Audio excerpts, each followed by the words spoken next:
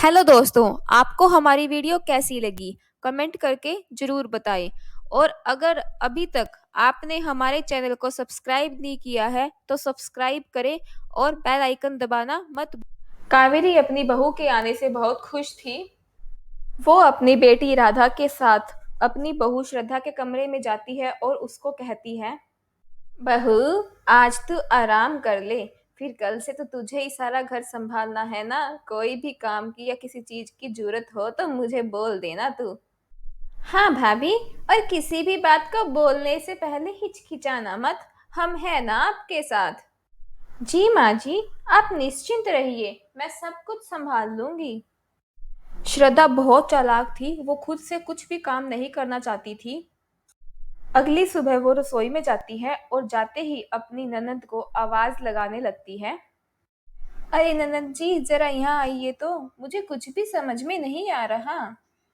हाँ हाँ भाभी, बताइए ना, कोई परेशानी हो रही है क्या?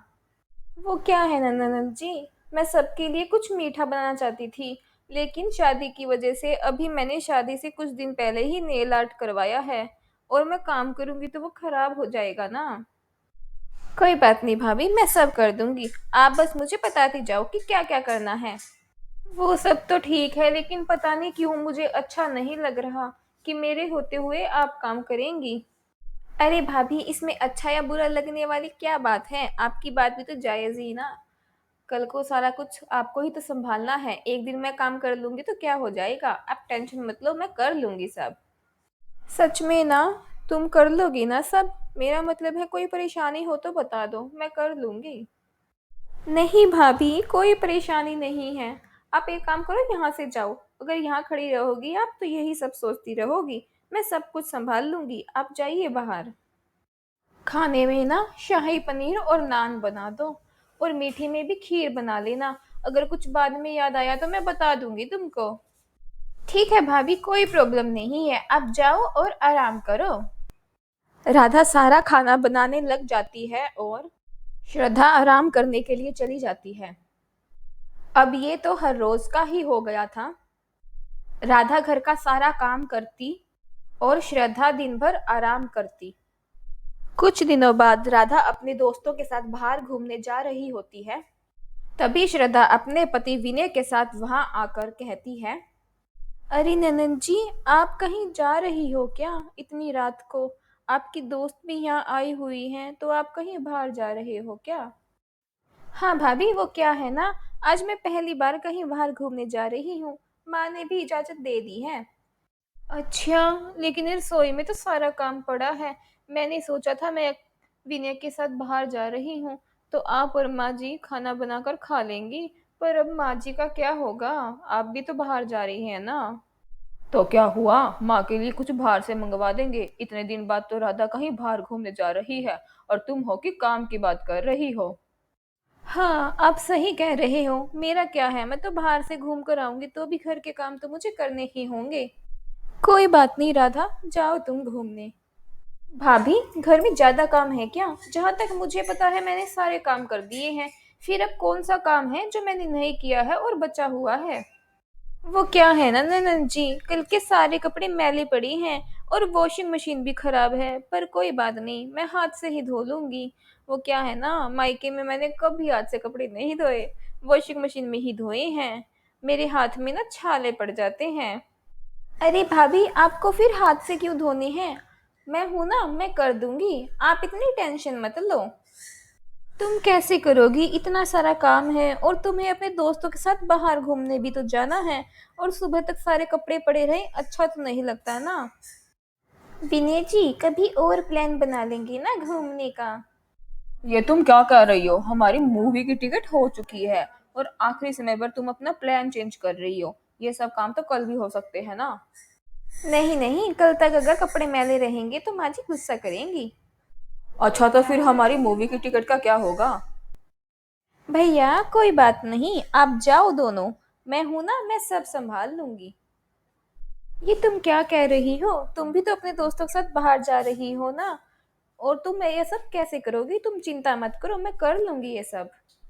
हाँ राधा, तुम्हारी भाभी सही कह रही है, तुम जाओ। हम मूवी कभी और देखने चले जाएंगे। नहीं भैया, मैं कर लूंगी सारा काम। आप दोनों जाओ मूवी देखने। जाओ आप आराम से। राधा अपनी भाभी की बातों में फंस जाती है और सारा काम राधा को अकेले ही करना पड़ता है।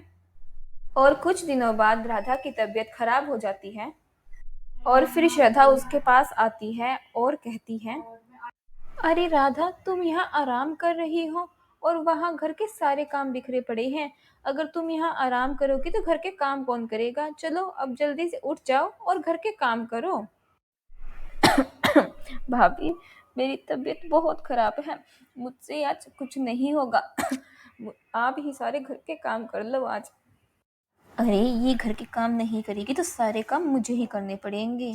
श्रद्धा, कुछ तो दिमाग लगा। घर के नौकरों की तरह काम करना पड़ेगा वरना तुझे। भाभी, आप चाहते हुए बाहर का दरवाजा बंद कर जाना और मेरे लिए एक कप चाय भी बना देना। काश मैं तुम्हारी कुछ मदद कर पाती। कल मेरी इतनी तबीयत खराब हो गई थी कि विनय जी को मुझे ग्लूकोज के लिए डॉक्टर के पास लेकर जाना पड़ा।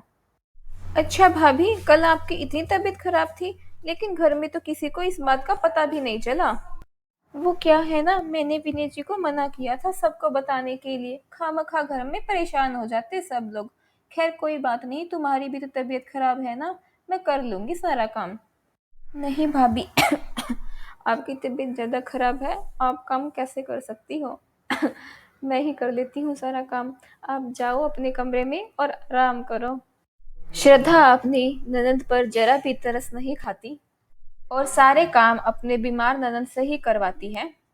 ये बहू रानी को हमने जैसा प्यार क्या दिया, ये तो खुद को रानी ही समझने लगी। और सारा काम मेरी बेचारी बेटी करती रहती है हर वक्त, और ये बहू हमेशा आराम करती रहती है। अब मैं इसको सबक जरूर सिखाऊंगी, तभी इसको अकल आएगी। कावेरी अपनी बहू को बुलाती है। बहू, तू ना अपनी ननद का सामान पैक कर दे। उसकी बुआ कई दिनों से बुला रही थी, तो वो वहां जा रही है।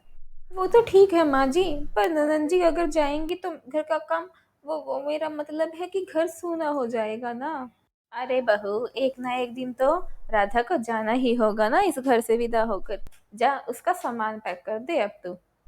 श्रद्धा अपनी ननद का सामान पैक कर देती है और फिर जब उसकी ननद सच में चली जाती है तब श्रद्धा को सारा घर का काम खुद ही करना पड़ता है। कई दिनों तक ऐसा ही चलता रहता है। एक दिन श्रद्धा पोछा लगा रही थी और उसका पैर फिसल जाता है और वो गिर जाती है। क्यों बहू, अब कैसा लग रहा है तुझे काम करके? मेरी बेटी से भी तू ऐसे ही काम करवाती थी ना। अब कैसा लग रहा है तुझे?